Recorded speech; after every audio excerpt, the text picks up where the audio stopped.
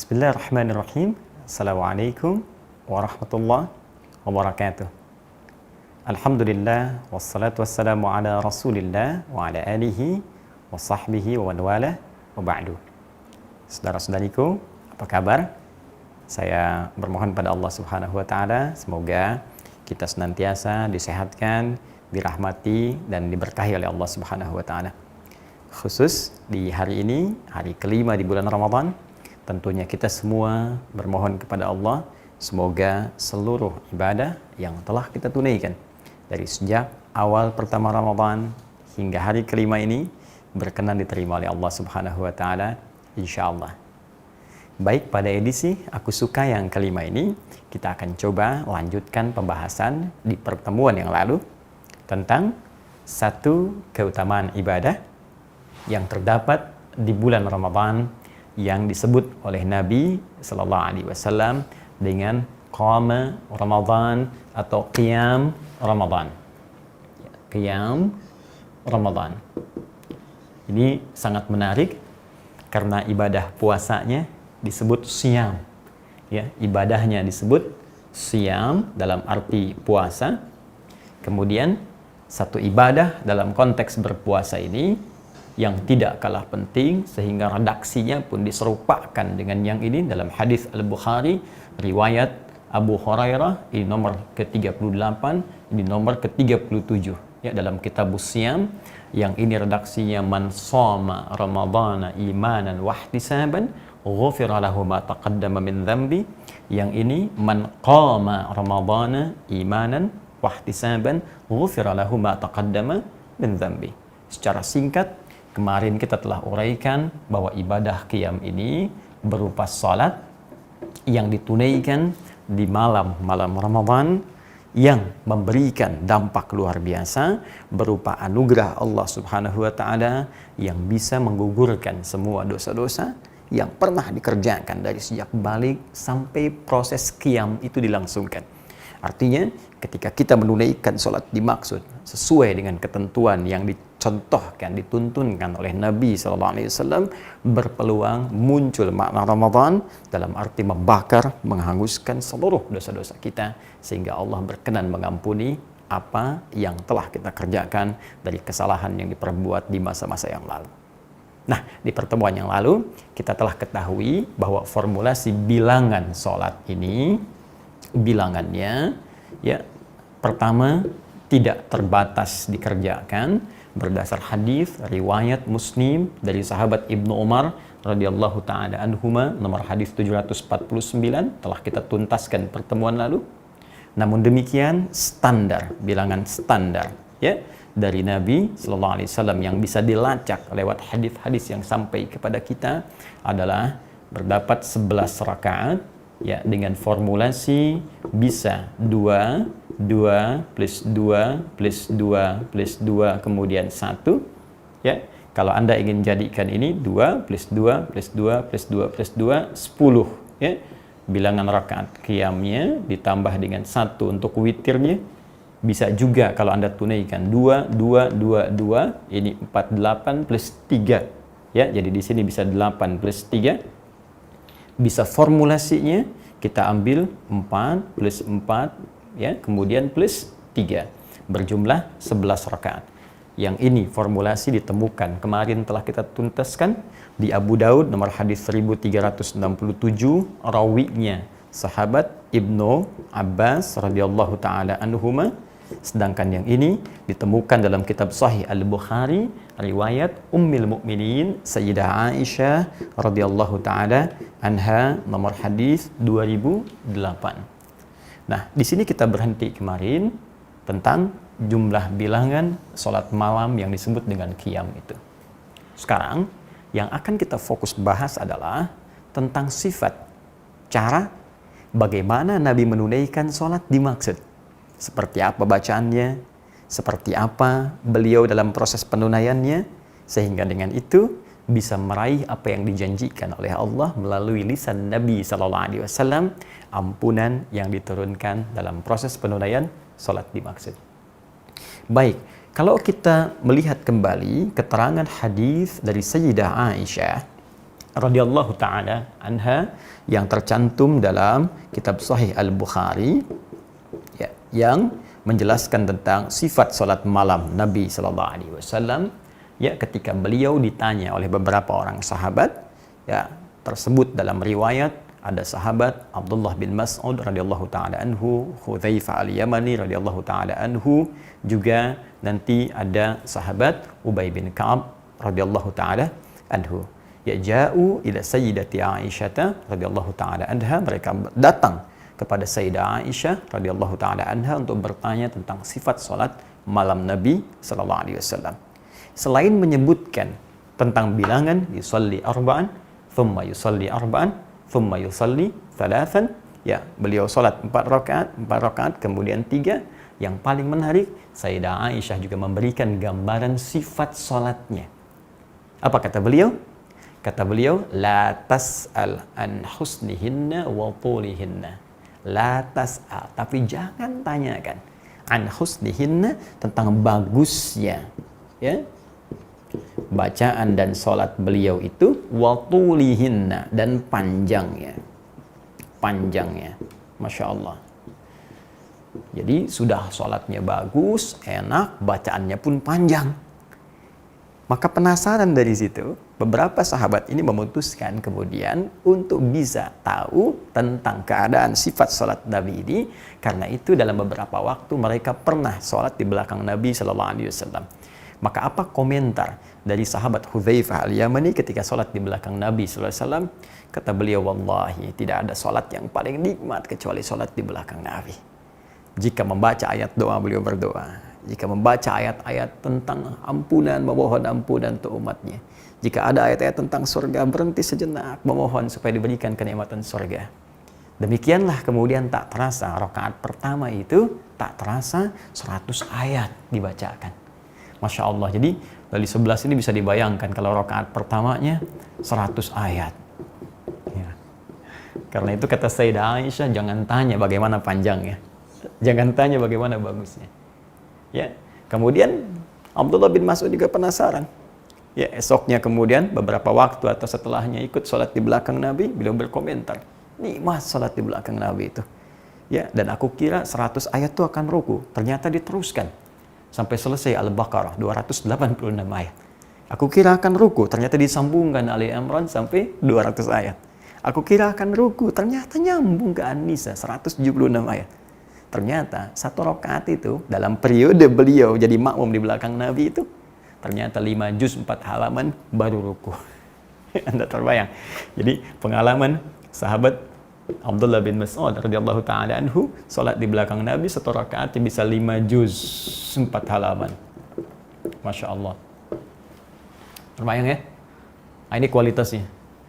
Jadi Anda bisa nggak bayangkan dari sisi bilangan ini yang terkait dengan panjang bacaan ayatnya, kira-kira kalau sekarang ada imam, kemudian makmumnya di belakang, bisa bertahan nggak kalau imamnya membaca rakaat pertama 100 ayat, rakaat kedua 100 ayat, sampai sholatnya misalnya 11 rakaat.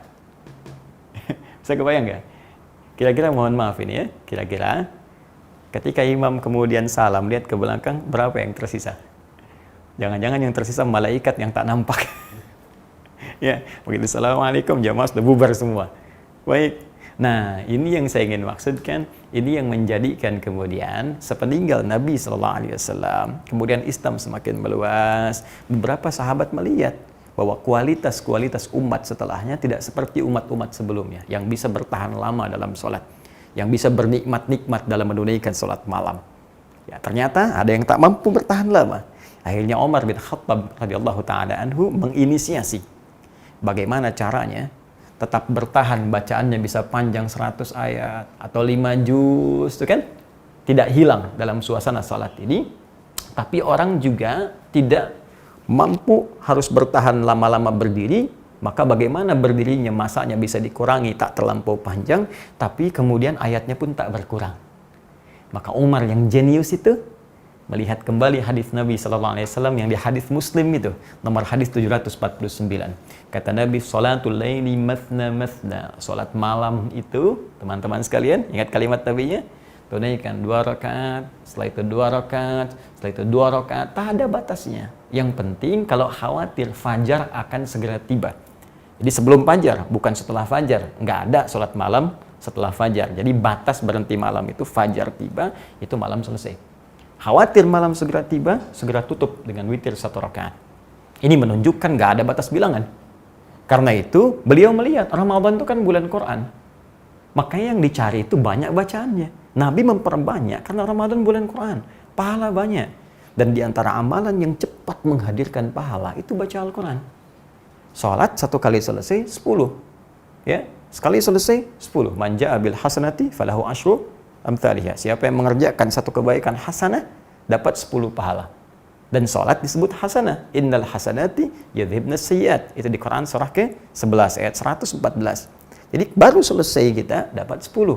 Ramadan kali 10 lagi. Tapi baca Quran setiap hurufnya 10. Man qara'a harfan min kitabillah falahu asyru hasanat. Siapa yang bisa membaca 1 huruf saja dari kitab Allah, Al-Quran, dia padanannya dapat 10. Ya, bayangkan, bismillahirrahmanirrahim 19 kali 10 berapa? Sekarang 100 ayat. 1 ayat saja berapa huruf? Karena itu saat Ramadan, Nabi mengajarkan kepada kita banyak baca Quran supaya pahala melimpah kepada kita.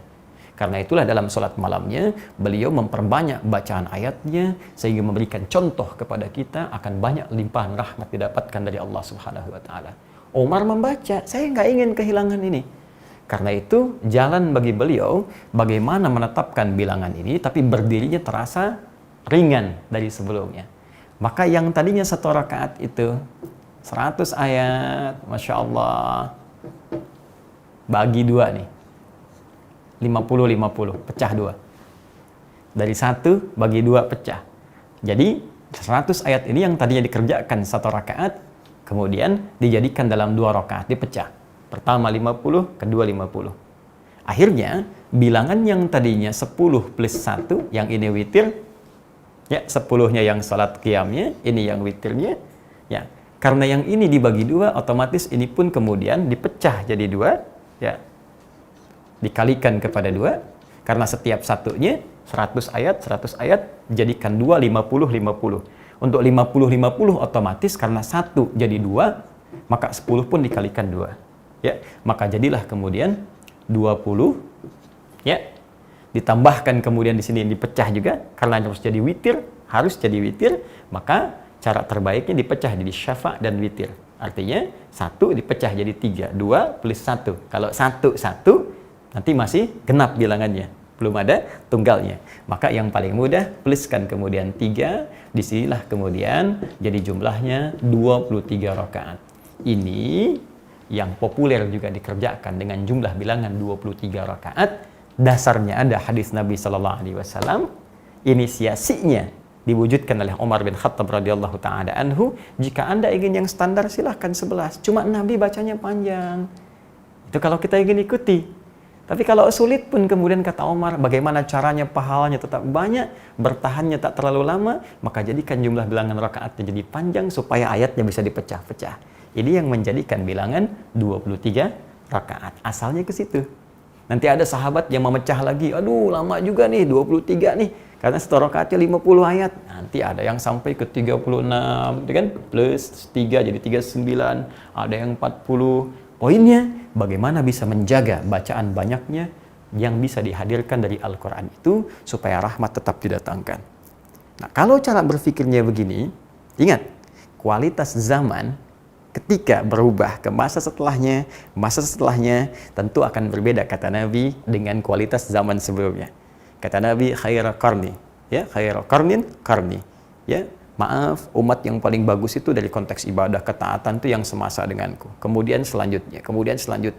Jadi kalau umat dulu bertahan 100 ayat di belakang Nabi, umat setelahnya bertahan 50 ayat, umat setelahnya bertahan 40 ayat, mungkin sampai kita ini umat yang bertahan di belakang imam 5 ayat, 4 ayat, ya. Itu standar. Jadi tak mengapa kalaupun ada orang 11 rakaat, 1 rakaatnya misalnya dibaca 4 ayat, boleh. Dibaca 5 ayat, boleh. Ya, tapi kalau kita bisa tambahkan dari setiap hari meningkat akan lebih baik. Jangan sampai begini. Jangan sampai misalnya sudah 11 rakaat, Yang dipilih misalnya yang sangat pendek luar biasa. Atau jangan-jangan cuma potongannya aja. Allahu Akbar waladhdallin. Selesai Yasin. Oh, dikirakan panjang. Allahu Akbar. Ya. Nah, itu tidak elok rasanya. Jadi silahkan ambil yang standar. Atau jangan tertukar juga begini. Yang 11 rakaat bisa baca surat-surat bagus. Selesai 11 rakaat 1 jam, 60 menit selesai. Ya. Tarawih jam 8, 20.00, selesai jam 9, 21.00. Ya, yang ini selesai 1 jam. Kok bisa yang 23 rakaat selesai 7 menit? Allahu Akbar, Allahu Akbar, Allahu Akbar, Allahu Akbar. Nah, ini juga jadi pertanyaan. Ya, jangan jadikan dalil khusus untuk yang umum. Kita ambil spesifikasi dulu. Tapi kan ini beda Ustadz, kualifikasinya ini begini ya. Silahkan, itu mungkin golongan khusus. Tapi nggak bisa kita jadikan sebagai tataran umum dalam gambaran sholat yang dituntun oleh Nabi dengan satu ketentuan tertentu, dengan syarat-syarat dan keadaan tertentu. Jadi saya ingin ambil poinnya bahwa dalam konteks penunaian 11 ataukah 23, ini contohnya ada diikat dengan dalil-dalil, tersambung sampai ke Nabi SAW dan tidak perlu menjadi bahan perdebatan. Awas, ini nggak ada kaitan antara NU Muhammadiyah. Ya, yang Muhammadiyah 11, yang NU 23. Apa yang ingin katakan nih sahabat ini NU, sahabat ini Muhammadiyah, kan tidak. Jangan ya. Baik, dan kita saling menghormati. Alhamdulillah, ada saudara kita dari NU, kita hormati. Saudara kita yang Muhammadiyah, kita hormati. Masya Allah, kalau semuanya bisa rukun dengan baik, maka akan kuat dan dahsyat ya kerukunan, keislaman di Indonesia ini, memberikan inspirasi. Ya, inspirasi bukan hanya untuk umat di dalam, tapi juga insya Allah untuk di dunia. Itu poinnya. Nah, sekarang bagian terakhir yang ingin kita ungkapkan di konteks sholat ini, Ustadz, selain bacaannya tadi bagaimana keadaannya Nabi ketika sholat kepada makmum? Ternyata kata sahabat itu Masya Allah, enak. Bacanya terasa menyentuh kepada jiwa. Ada getaran dalam roh kita. Dan setiap selesai 2 rakaat beliau, ya, ataupun 4 rakaat dalam riwayat Sayyidah Aisyah, duduk dulu, santai dulu. Zikir dulu, Allahumma innaka afuwun tuhibbul afwa fa'fu anni. Setelah itu bangkit sholat lagi, santai. Sesuatu yang dikerjakan dengan santai, yang setiap gerakan dan bacaannya ada pengaruh kepada roh, kepada jiwa. Roh itu disebut dengan tarwihah dalam bahasa Arab. Tarwihatun. Nah, seperti ini ya. Tarwihah. Tarwihatun. Tarwihatun. Ya. Rawwahai, rawwihu tarwihah. Akar asalnya kata roh. Sesuatu yang menenangkan, berdampak kepada jiwa. Santai, enak. Jadi begitu dibaca itu ada getaran ke jiwa kita. Baca ayat-ayat surga, pengen ke surga. Baca ayat neraka, takut, ingin tobat. Sehingga minta ampun pada Allah. Mengalir, tak sadar air mata kita mengalir.